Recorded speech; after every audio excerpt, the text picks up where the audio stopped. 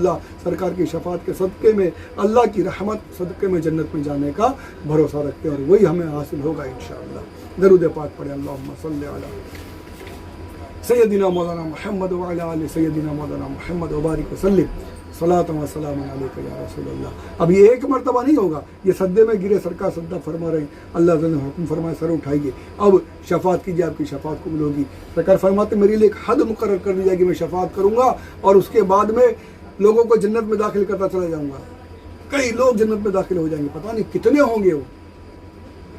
پھر اس کے بعد سرکار فرماتے ہیں کہ میں پھر سے رب کی بارگاہ میں حاضری کی التجا کروں گا، پھر مجھے اذن دیا جائے گا، پھر میں سرکار کی اللہ کی بارگاہ میں حاضر ہوں گا، پھر میں اللہ کے دیدار سے مشرف ہوں گا، پھر سجدہ کروں گا، پھر جب تک میرا رب چاہے گا میں سجدے میں پڑا رہوں گا، پھر مجھے حکم ہوگا سر اٹھائیے، عرض کیجئے آپ کی معروضات سنی جائے گی، مانگیے آپ کو عطا کیا جائے گا، شفاعت کیجئے آپ کی شفاعت قبول کی جائے گی، آپ کی شفاعت میں قبول ہے۔ سرکار فرماتے میں پھر شفاعت کروں گا، پھر لوگوں کو جنت میں داخل کروں گا۔ پتہ نہیں کتنے مومنین سرکار کی شفاعت، اور یہ ایک مرتبہ نہیں، دو روایت میں 4 مرتبہ کا بھی ہے، 3 مرتبہ کا بھی ہے، اور اس کے بعد بھی پھر یہ ہے کہ سرکار عرض کریں گے یا اللہ عز و جل، جب سارے مومنین جنت میں داخل ہو گئے، اب عرض کریں گے یا اللہ جہنم میں وہی لوگ بچے ہیں جن پر ہمیشگی کی جہنم باقی، ہمیشگی کی جہنم کا جن پر وعدہ ہو گیا ہے، اب جن کے دل میں ذرہ برابر بھی ایمان ہوگا تو حضور فرماتے ہیں انہیں بھی جہنم سے نکال دیا جائے گا، انہیں بھی میں جہنم میں جا کر کے نکال کر لے آؤں گا۔ داروغہ ایک حدیث میں یہ بھی کہ داروغہ جہنم یوں عرض کریں گے یا رسول اللہ آپ نے تو اللہ کا قہر جو ہے، اللہ کا غضب اپنی امت پر بالکل باقی ہی نہیں چھوڑا، ساروں کو آپ نے نکال دیا، جو ایمان والا ہوگا سارے کے سارے نکال لیے جائیں گے۔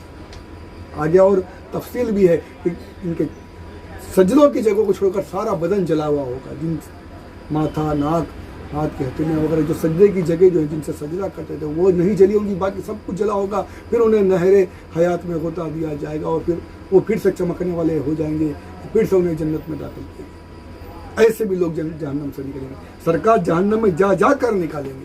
پھر ایک حدیث میں یہ بھی کہ اللہ تعالیٰ خود اپنی قدرت سے بھی جن کے دل میں ایمان ہوگا ذرہ برابر باقی ہوگا انہیں بھی جہنم سے نکالا جائے گا۔ تو یہ حدیث پاک یہ کہہ رہی ہے، حدیث یہ بتاتی ہے کہ ایمان والے گناہ گار جو جہنم میں گئے ہوں گے، چلے گئے ہوں گے، انہیں بھی نکال لیا جائے گا۔ اور دیوبندی وہابی یہ کہتے پھرتے ہیں کہ جسے اللہ چاہے گا اس کے لیے شفیع کھڑا کر دے گا، جو کبھی کبھار کا گناہ گار ہوگا، ہمیشگی کا گناہ گار نہیں ہوگا، جسے چاہے گا، جو کبھی کبھار اس نے گناہ کیا پشیمان ہے، اللہ اسے بخشنا چاہے گا تو ایسے بخش دے گا شفاعت کی آڑ لے کر کے۔ اب حدیث یہ کہہ رہی ہے، تفویض الایمان یہ کہہ رہی ہے، فیصلہ آپ کو کرنا ہے کہ آپ کو کس کو ماننا ہے، کس کو سننا ہے۔ اسماعیل دہلوی نامی غدار کی باتوں کو سننا ہے یا اپنے پیارے آقا صلی اللہ علیہ وآلہ وسلم کی حدیث پاک کو سننا ہے، اور 1400 سال سے جو عقیدہ چلا آ رہا ہے اس عقیدے کو ماننا ہے،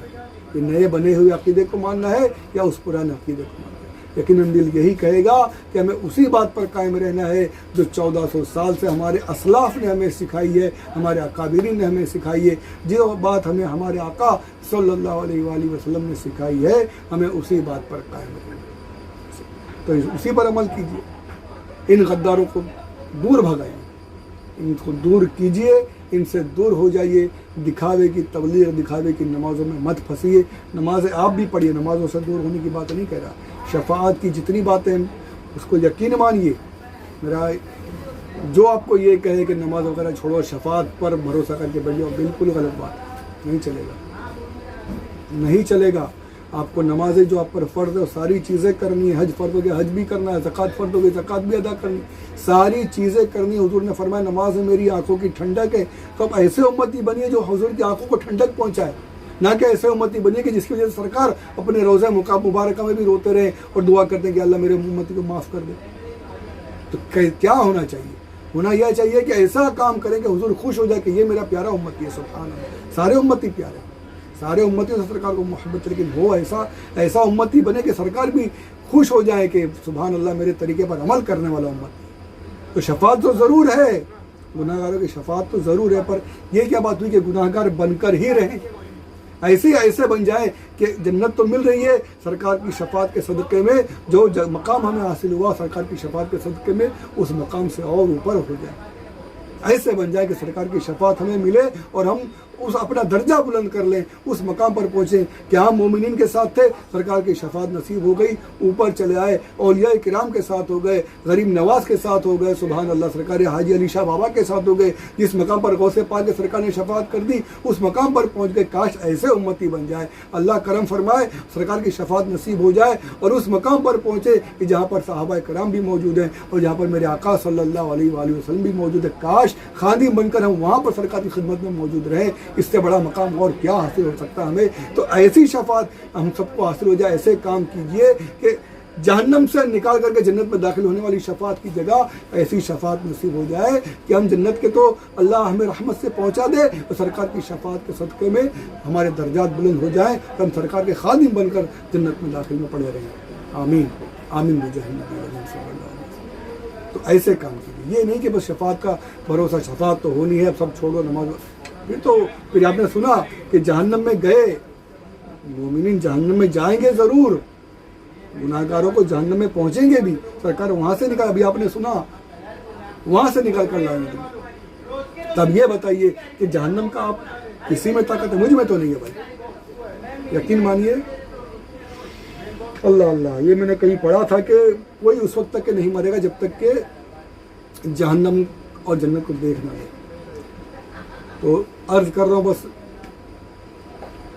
कि ख्वाब में एक मरतबा मुझे ऐसा एहसास हुआ कि ये जहन्नम है और मुश्किल से 2-1 सेकंड का वो मंजर रहा होगा और वो ऐसा था कि ये नहीं था कि आग जला रही है, मैं जल रहा हूँ, ये नहीं।